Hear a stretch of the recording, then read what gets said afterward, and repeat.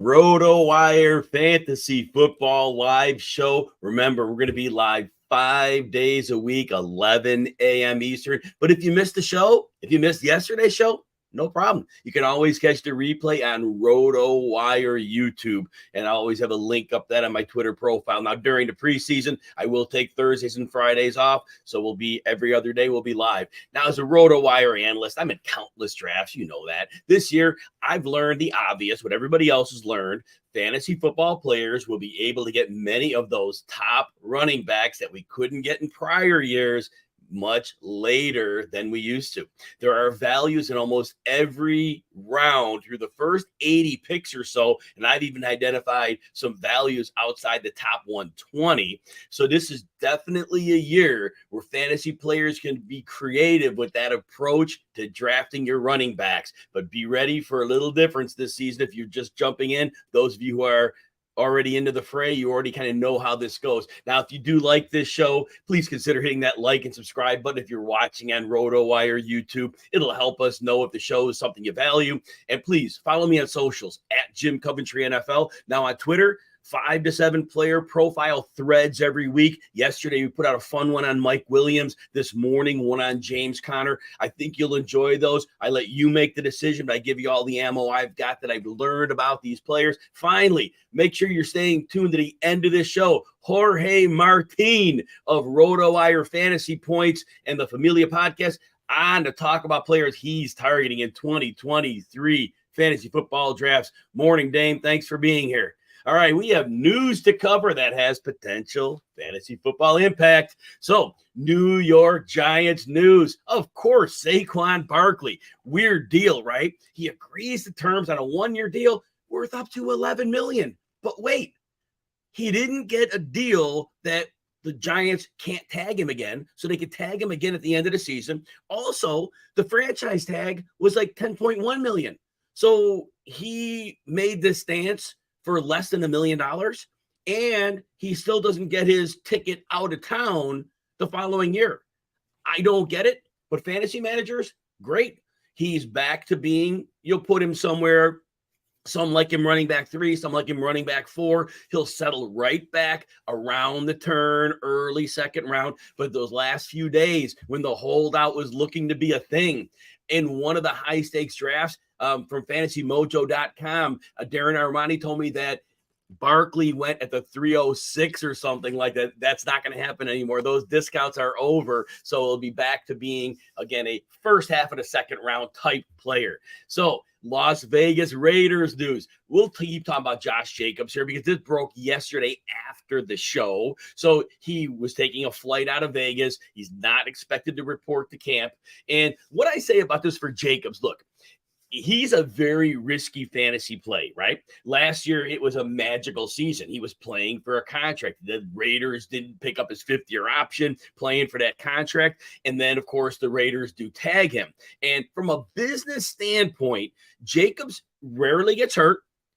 He put up last year 2,000 scrimmage yards. He proved that he can handle a workhorse role. He's durable, and he's still only 25. So that $10.1 million franchise tag, his business decision is this. If he can get a decent 3-year contract after this year from another team, he may well want to risk giving up that $10 million in the case he does suffer a serious knee injury or some kind of an injury that hurts his career. So Josh Jacobs, the writing on the wall here does not look great.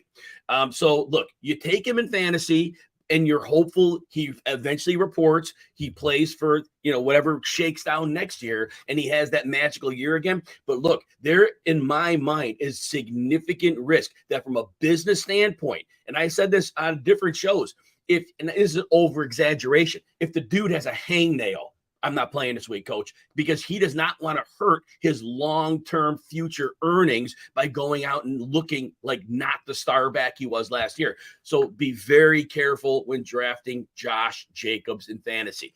Tampa Bay Buccaneers news. So this is not really a big surprise, but to begin Bucs camp, so we learned Keyshawn Vaughn is the team's number 2 running back behind Rashod White. Now, last year, Vaughn was never really going to see the field anyway, because we had Leonard Fournette still there, and clearly White was ahead of Vaughn. So Vaughn was going to get work, and he gets 17 carries on the year. So just no work. We didn't really see anything, but it wasn't like he was pushing for work. So that, that speaks against him. But here's what I want to point out. Look, for the little bit we've seen of Keyshawn Vaughn in his career, not overly impressed, but Rashod White worries me. And people are drafting him, understandably, around the 6th round or so, in the 60s for picks in fantasy, because the anticipation is he's the lead back. He can be used on 3 downs because he can catch passes. And so putting the pieces together, well, if you're going to give me a 3-down back and you're going to give him to me in the 6 rounds of drafts, yeah, sign up for that all day long. But I'm worried that White doesn't hold his job. Hear me out. So first of all right, he had 3.7 yards per carry last year. All right, it's a number, right? But here's the thing. The offensive line, we know, it wasn't very good. The run blocking interior, it was bad. But here's the thing. Rashod White had an 8th percentile broken tackle rate and 36th percentile yards after contact. So he was not good. And so the problem is going to be, all right, what's his competition, right? We know he can catch some passes. And I know everybody has dismissed Chase Edmonds, and I understand. Chase Edmonds was a very good player his first 4 years in Arizona. And then last year he goes to Miami. Look, I saw it right away.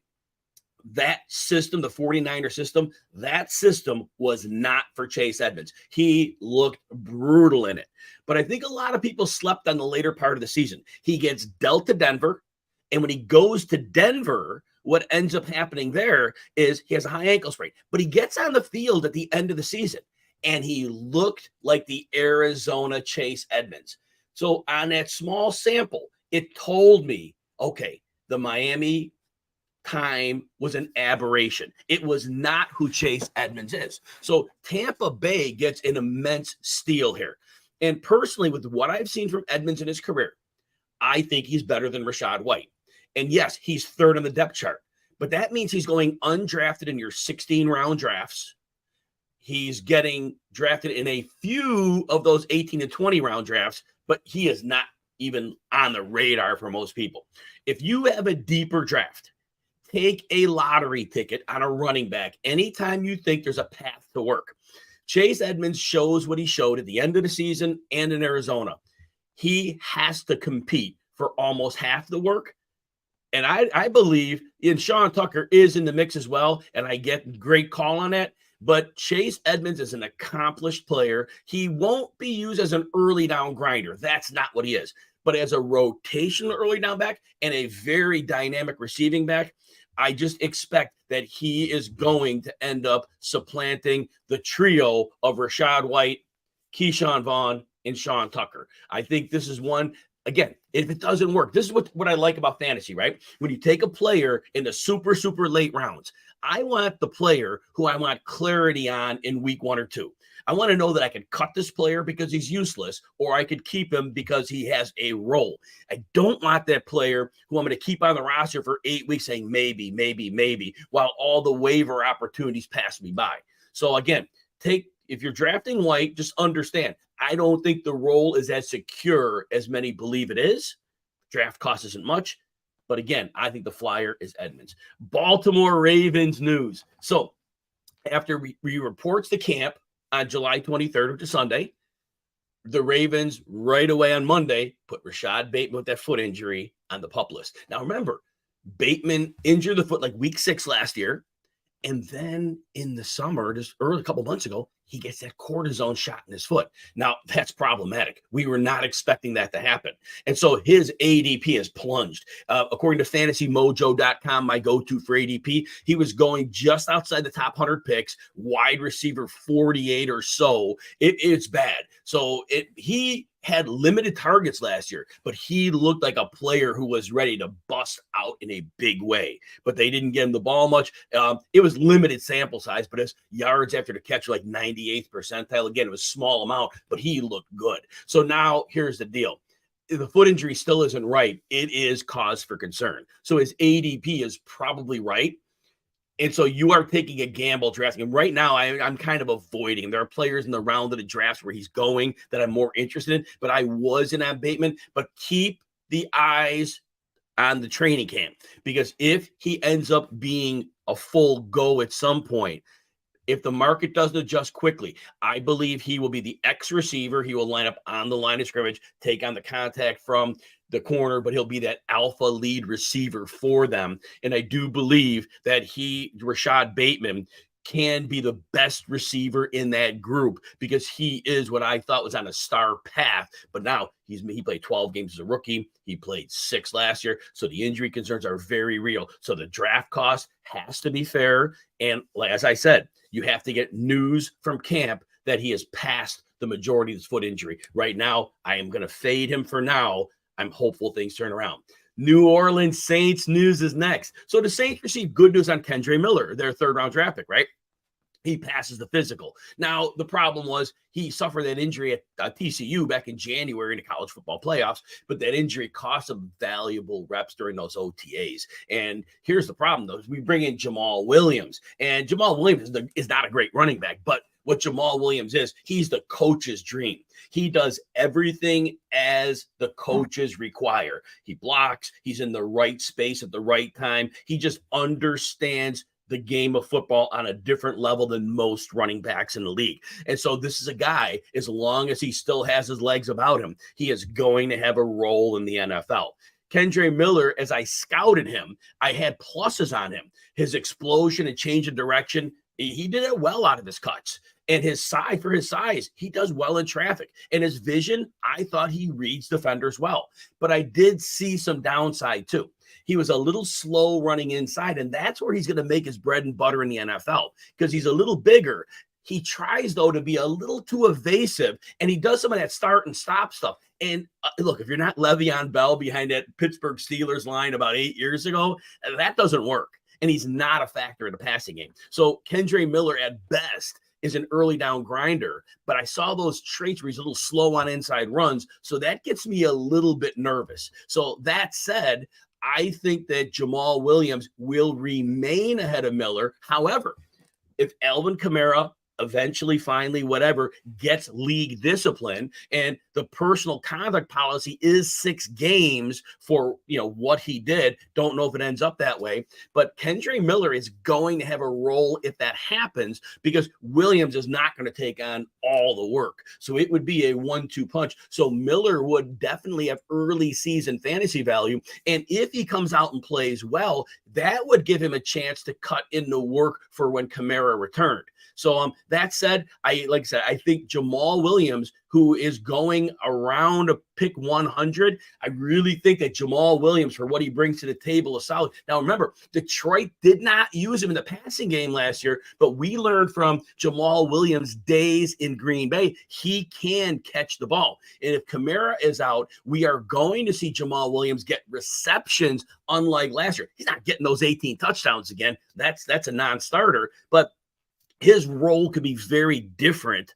And, they run 12 personnel, 2 tight ends on the field a lot. That could be useful for Jamal Williams, but the interior line is not very good. He goes from an excellent line in Detroit to a declining line in New Orleans. But again, around 100 picks, I really do like adding Jamal Williams for fantasy depth. And of course, while we're on the New Orleans Saints news, we'll bring up Michael Thomas quickly here, right? So he's expected to be a full participant when training camp opens. I think we've heard this before. But look, Michael Thomas is 30 now. He has played exactly 10 games over the last 3 seasons. And I just can't bank on him being a reliable player at this point. We don't know what decline has happened, because very few players are very effective after 30.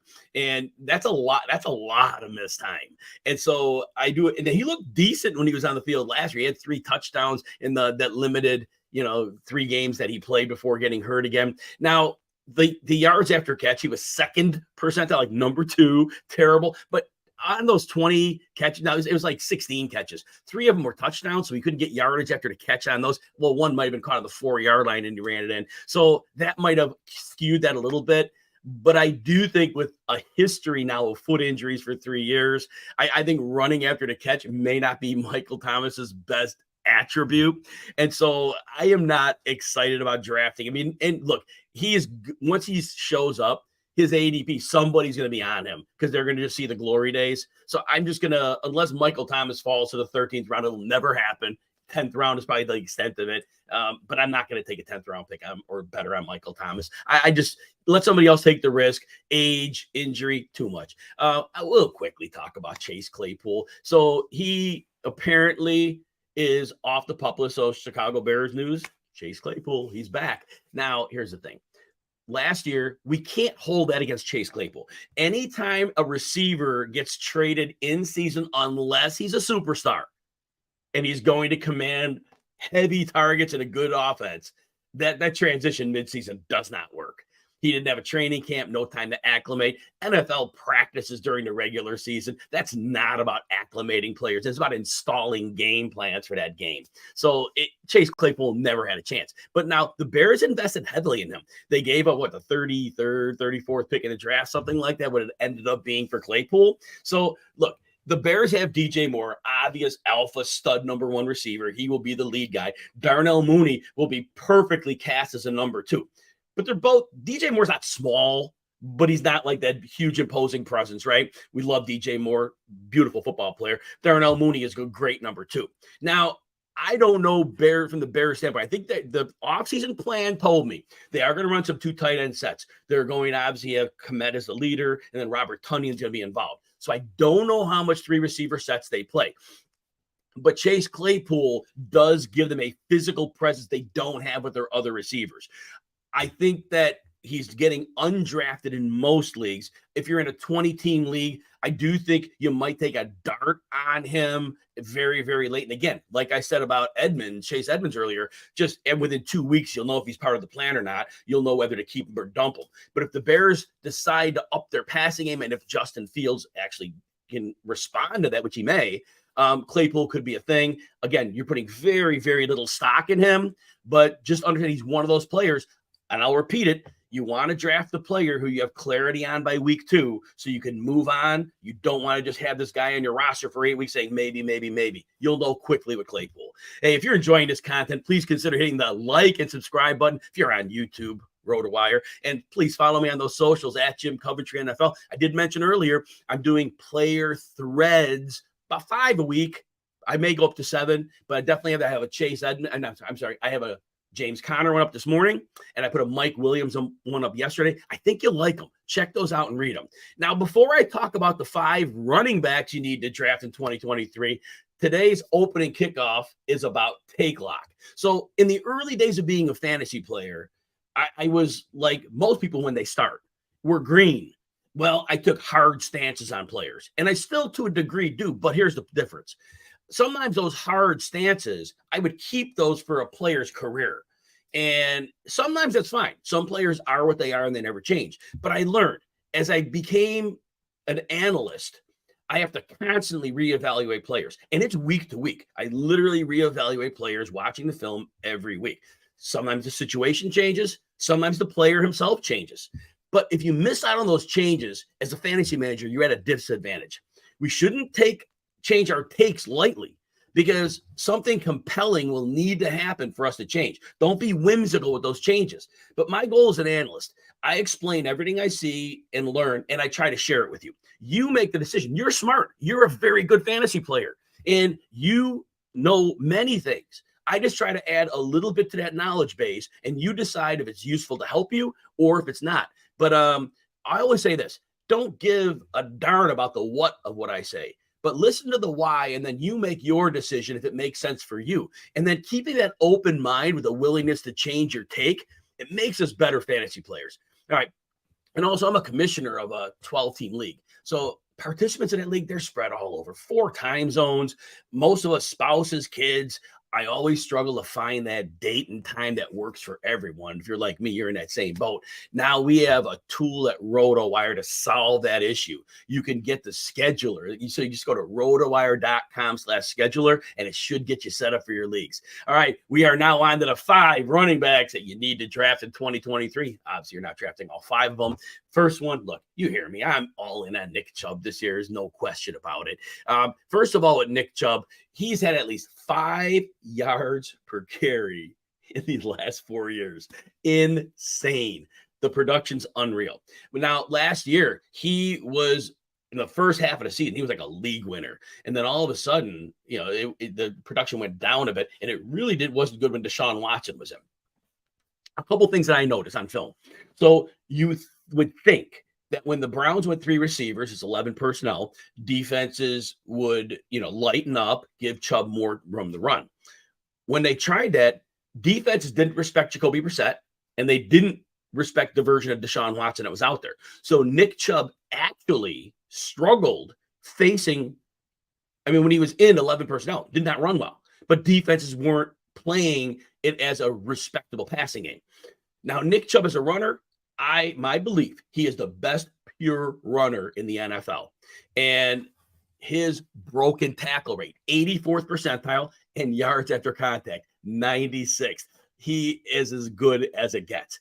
This season, the one reason on offensive men in the Browns, and look, as a person, I don't really want to talk about him at all, but the quarterback, I believe he suffered from a loss of the speed of the game, being away for 2 years. And of course, he caused himself a whole lot of problems. So I'm sure psychologically he put himself in a really bad spot.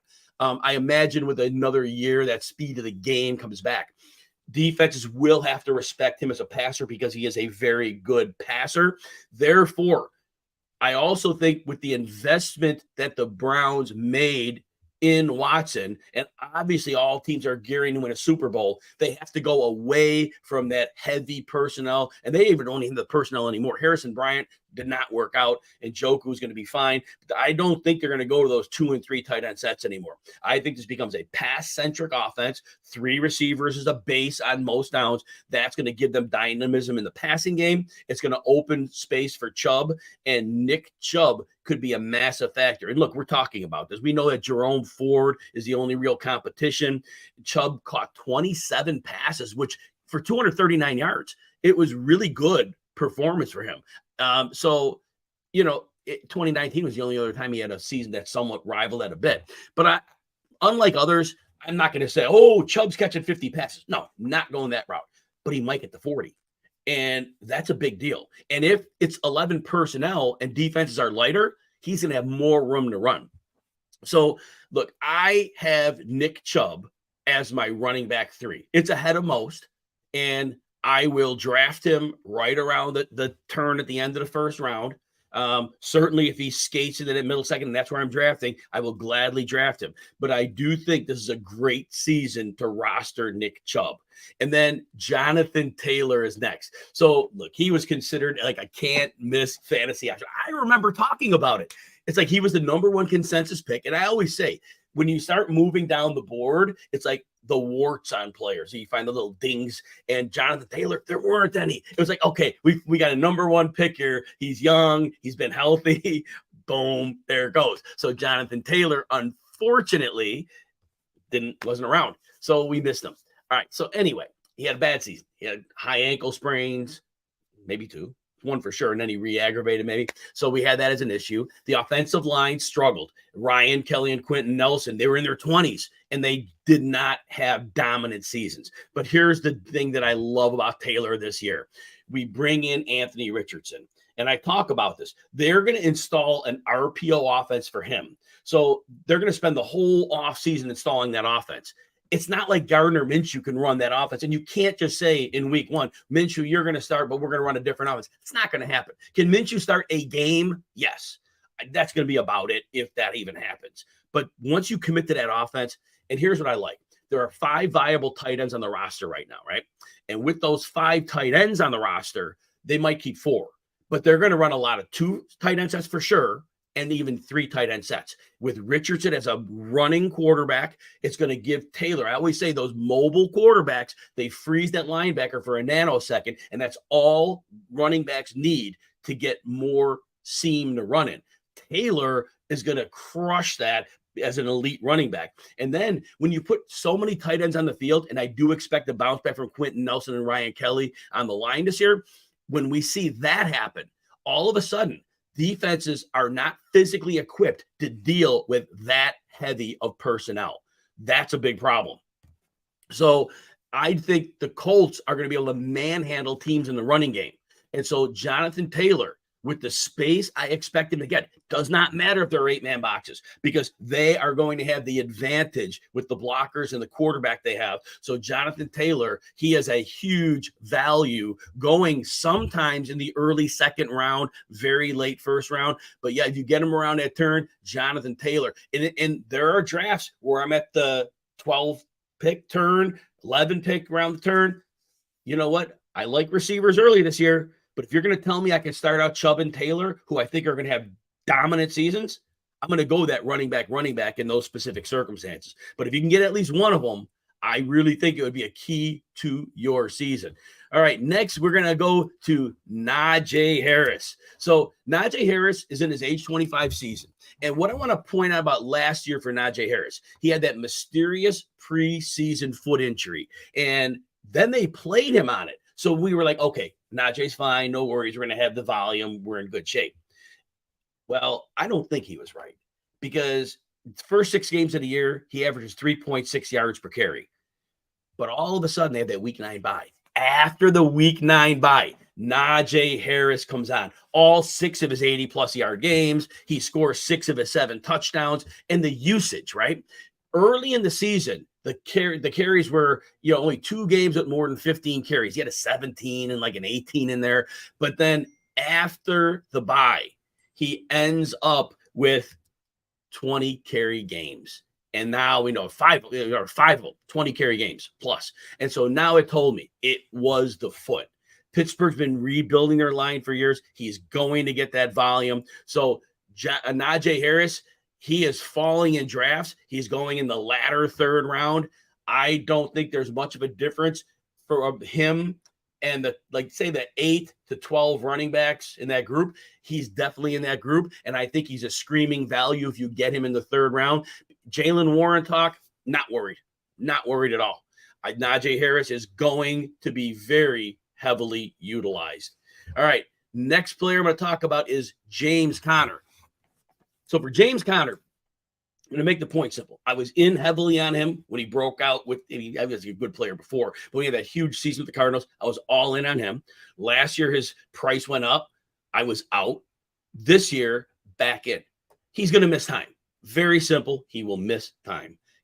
Now 1 year he missed 6 games, but in his other 5 seasons, it's been 2 to 4. Running backs miss time, deal with it, handle it. If you're going to tell me my backs will miss 2 to 4 games, I have depth on my roster for a reason. I can live with that. Now, horrible offensive line. Yes, terrible offensive line. But he had that last year. Beginning of the year, he didn't look good. I think he was dealing with a little bit of something. Second half of the season, they lose Kyler Murray at one point of that.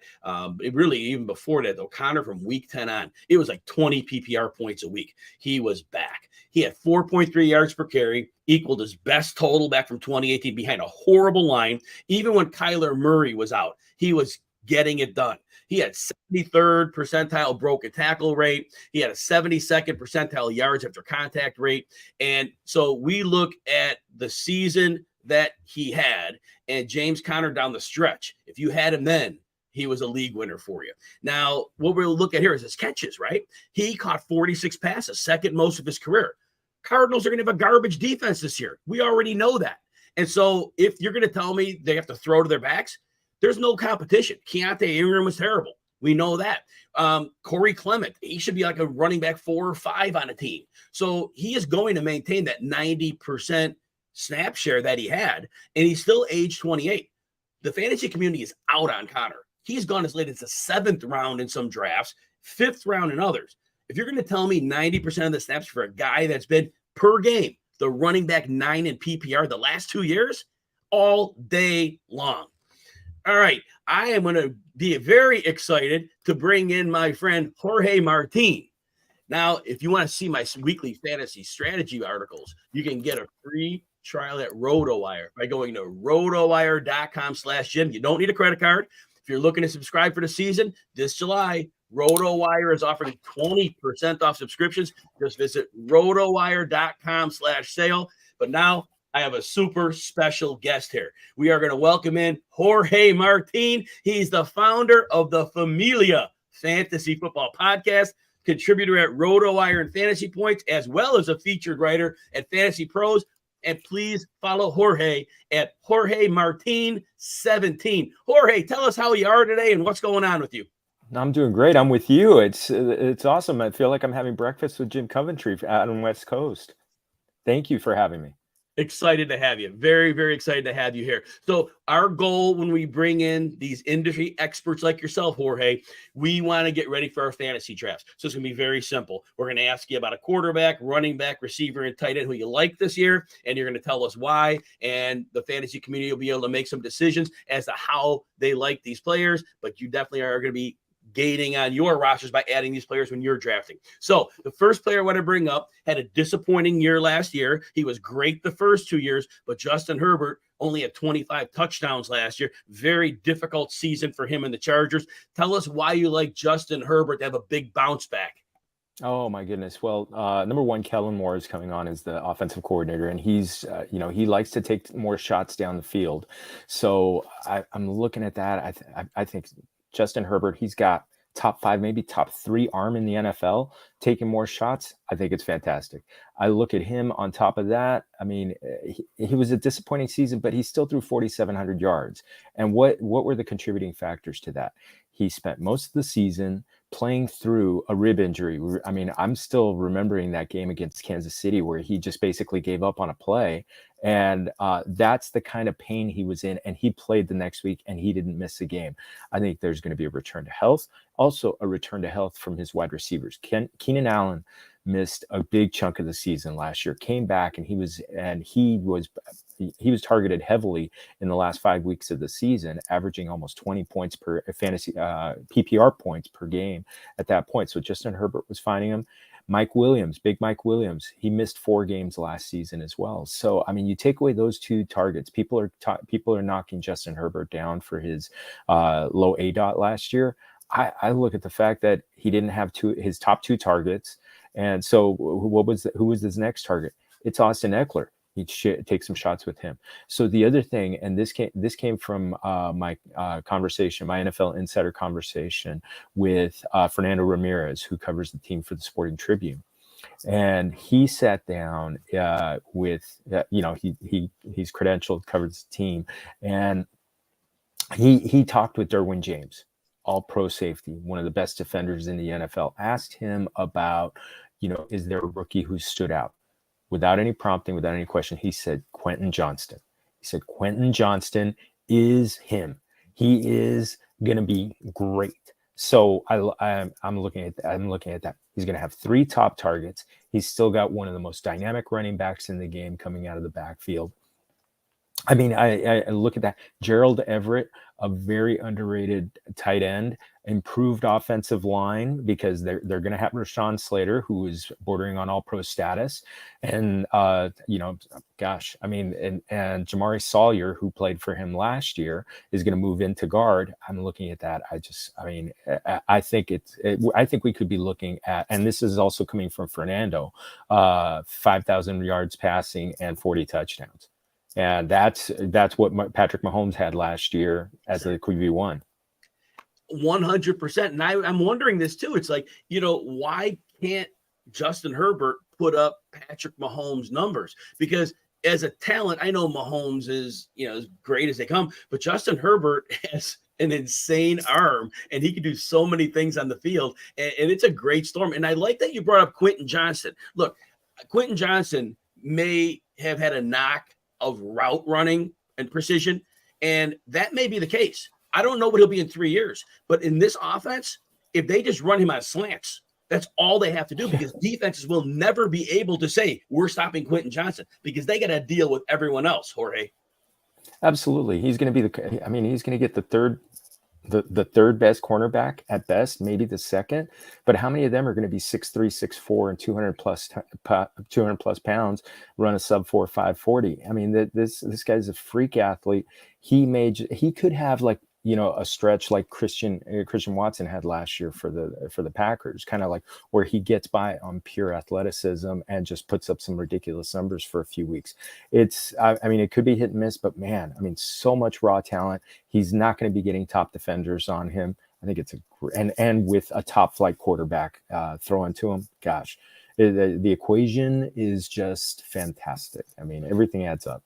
And the last thing I'll say, Jorge, is when it was in April, I was saying the Chargers need to draft Johnson. They need to draft Johnson. He was a perfect fit for what they do, and I can tell we're equally excited about that. Let's move to your next player. We're going to talk running back now. So we know that, look, the big dog Derrick Henry was almost a 5.5 yard per carry guy a few years ago. The last couple of years, he's closer to 4.5, but they doubled his receiving usage. He's catching a couple passes a game now, still playing at a high level. The offensive line has been dipping a little bit each year, and actually for a Petit, he's going to be out, I believe, at least 6 games. But nonetheless, the big dog is somebody who we need to strongly consider drafting. Tell us why you like Derrick Henry this year.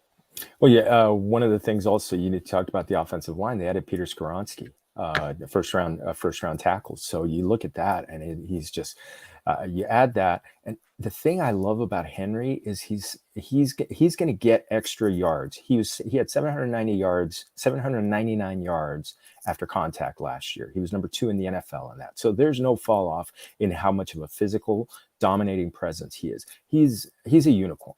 I mean, he is just one of those guys. I mean, we've talked about, we're both old enough to remember people like Walter Payton, who was still great into his 30s, and he's not. And Derrick Henry is still 29. He's, I was fading him last year, and I'm not going to fade him this year because of the fact that I think the Titans are going to run him. He is going to be the focal point of this offense. There's going to be also the possibility that DeAndre Hopkins is going to take some of the, is going to maybe take a defender out of the box, because you really have to respect the passing game now. You take a defender out of the box against Derrick Henry. Oh my goodness. Just give him the ball. The other thing I love about him, during the fantasy playoffs, he gets the Houston Texans weeks 15 and 17. Woo! You want that? I'm scooping him up in my underdog drafts right now, because I'm thinking if I'm in Best Ball Mania, I'm in the puppies or something like that, and I got a shot at winning money. I want Derrick Henry winning, in week 17 with a shot at going for 200 yards against I know the Texans have a new coach who's a defensive mind, but they were so bad against the run. I think they would have to improve greatly just to be mediocre. And I still think Derrick Henry is so good. And I'm chalking him up for another 1,500 yards and 12 to 15 touchdowns. He is still that man. I was with you, Jorge. Last year, I faded Henry. I'm like, you know what? He's had a foot injury. He's had super heavy workload. That season, he had the foot injury. He had a ridiculous number of touches in a half a season. He was going to be on pace for like 450, I'm guessing. It was right around there. That's the pace he was on. It was incredible. So I'm like, all right, that's probably going to be it. And after last year, he gets through the season. He still looks good. I am not betting against him until I see proof that he is on the decline. I don't see it. I know the yards per carry aren't what they were. He's not a declining back. So like you, I do like the idea of having shares of Derrick Henry. Now, next player, good news in the beginning was that at least Jimmy Garoppolo did get his foot injury cleared. So now we don't have to deal with Brian Hoyer or whomever. We'll just say whomever, because I don't know who they would have brought in at quarterback. So at least there's that. The one thing I want to do preface was Josh McDaniels scares me a little bit, because we saw last year he's using Derek Carr out of 11 personnel, and it was not working because Derek Carr needs like max protection. Jimmy Garoppolo comes over from San Francisco, where he averaged 1.43 touchdowns per game, but he had the advantage of always heavy personnel, guys schemed open quickly. But look, Davante Adams, he's like 1,500 yards 2 years in a row. I believe 1,370 in 4 of the last 5. Talk about studs to the position, and his ADP has dropped a bit because of that quarterback uncertainty. But I want you to tell us why we need to be heavily invested in Davante Adams. Oh, well, I look at Davante, and gosh, the game that he had with Jarrett Stidham at quarterback, and you look at that, he was still ridiculous that day. He was still just one of he was the best player on the field. He's gonna be a lock for 10 targets and possibly be a a threat to go for 100 yards every week.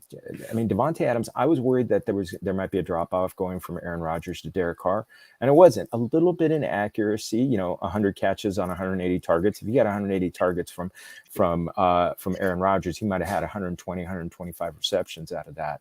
Yes. But he still had 1,500 yards. He was still double digits in touchdowns.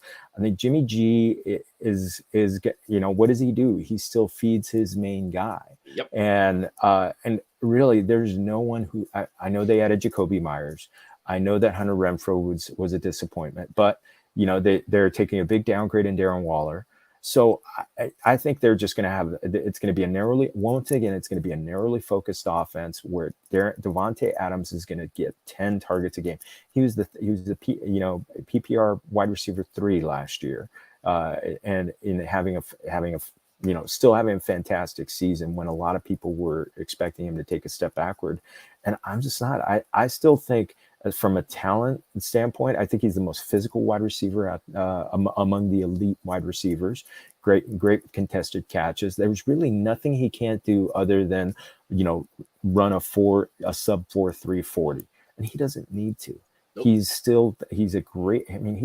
does everything else well, and he still wins. I still remember, and this was a game against, with Aaron Rodgers.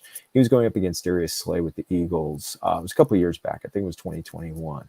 And Darius Slay, one of the top cornerbacks in the game, Davante just took him to school that day. And I mean, took him for 2 touchdowns, over 125 yards, so he does it against great cornerbacks. We're both big baseball fans. To me, it's like Derek Jeter in the playoffs, going against the best pitchers, and he's still going to hit 320. Davante Adams going even against the best and the best of the best. And you know what? Get him. Sometimes he's dropping into the second round, which I think it's robbery. It's robbery. I'm getting him in the second round. I'm worried that the cops are going to show up and say, "Hey, you stole him. So you're come with us. Come with us." Yeah, he has to be quarterback proof. To me, that's a no-brainer. And like you said, the target volume is going to be there. There's no signs of decline. And so the floor is so ridiculously high. And we don't know where the ceiling is, but we know the floor is so high, it may not even matter. So getting shares of Davante Adams, and that ADP may creep back toward the turn now that Jimmy Garoppolo's in, because he was falling to the mid-second round, and he was really a half a round value as a steal. And that may come back, but he's still worthy of the pick, even where he settles later on ADP. Now at tight end, Jorge, I know that you want to go the non-traditional route here. So we're going to talk about people that are in maybe deeper leagues that are drafting maybe outside of 16 rounds. Maybe they need multiple tight ends, 2 or 3 tight ends. Tell us why people are sleeping on Taysom Hill and why maybe they shouldn't be if they're going for that later round tight end. Oh my goodness. Taysom Hill, the thing about him is, and I'm grabbing him on whatever best ball draft I can get, because he's a running back playing tight end, and you're getting that kind of production out of him. I'm looking up his underdog. He's a tight end 19 on underdog. And I mean, this is a guy who had over 576 rushing yards last year, 7 touchdowns. I mean, you're getting that kind of production out of your tight end. So I'm best ball. I'm grabbing him as my second or third tight end. He's not going to catch a lot of passes, but he's going to throw some. He's going to have the blow up games, and I had him quite a few times last year. And again, it's talking non-traditional. Maybe it's deeper leagues where you've got extra flexes. Maybe he's a guy that you don't necessarily want to play on a week to week basis, but he could be a flex play in there, but definitely I love him on best ball because of the fact that you don't have to worry about it. When he goes for 4 touchdowns, like he went against Seattle last year, where he just blew them out the door. Hey, you had him on your roster. Hey, get him. Yeah, they take care of that for you, and they put him in as your tight end 1. You get those blow up weeks, and I was just I sat down with Cooter Doodle of Matthew Berry's Fantasy Life last week, and we talked. And she's a huge Saints fan, and she said, "Yeah, they're going to come up with some crazy concepts for Taysom Hill. It's almost 3 to 5 plays every week. Sometimes if things are working a lot, even more. And they're just he's gonna become a problem. He'll be a guy who he'll come in as kind of like a wildcat quarterback." Inside the 5-yard line, and we know that he's going to get the ball and he's still going to score. So, I mean, you get that right now. Gosh, what in underdog he's going? What number overall is he going? He said tight end 19, but he's got to be going in the 180s, right? He is 157. 157. Okay, so that's for best ball. You're right. For best ball, he gets a premium for that, like you said, because having those spike weeks are huge. And what I want to point out about Taysom Hill, when we're thinking this through, once you really get outside the top 6 or 7 tight ends, every year we have this argument. We're always wondering, we always want to draft the next big thing. And the next big thing never really pans out. I got lucky with George Kittle a few years ago when he did. But then we live on that for 20 years. We're like, oh, yeah, this guy's going to be something. They're not. They're all hit or miss guys. So when you have a list of hit or miss guys, not many have the upside week potential that Taysom Hill has. So he's right in that bucket of all those other tight ends, but at least we know we've seen him have spike weeks, and we've seen that each year. Now, Jorge, before we go out, I promised people 4 running backs on my end, and I wanted to make sure I was prompt getting you on, so I needed to talk about Antonio Gibson. So if you need to buzz out, feel free, but if not, I'm going to talk about Gibson and then close you out at that point. Do you want to say or do you want to go? Let's stick. Just a couple minutes, and you can comment on Gibson when I'm done. So, look, Antonio Gibson. So he is going around 80 picks into most drafts. Now, the coaching staff has been very clear about their intentions. Last year, we knew they could not stand him. Whatever he was doing in practice, he must not have been doing the things that coaches like to see, because they told us he was not going to be a part of things, and he wasn't. He got early work because Brian Robinson unfortunately had the shooting incident where he got injured, but Gibson was not a part of their plans. This year, the talk is very different. The talk is about they are excited about Antonio Gibson as a receiver. He's not going to supplant Brian Robinson as the early down runner. He was a receiver at Memphis. He probably is best suited to be a receiver, but he's very good at catching the ball out of the backfield. He can also run legit routes. I saw him run a deep corner route last year and catch the pass for about a 30-yard gain, and it was just a beautiful thing to see. But the point here is J.D. McKissic was a thorn in Gibson's side. And even though he played 7 or 8 games last year, he had 40 targets. Well, Gibson still ends up the season with 56 catches and 353 yards. With McKissic gone, it seems to me that Gibson will be a full-time receiving back. When they trail, he'll be their turbo package back, which is hurry-up offense. If he caught 58 balls last year, telling me if I'm going to say he's going to catch 70 passes this year, I have no issue. That's not bold at all to say he has 14 catches with McKissic gone. And if you're going to tell me in a PPR league, this is my running back 3 or 4 or flex, then sign me up for that, because I know the coaching staff now is invested in him in that role. Jorge, thoughts on Antonio Gibson?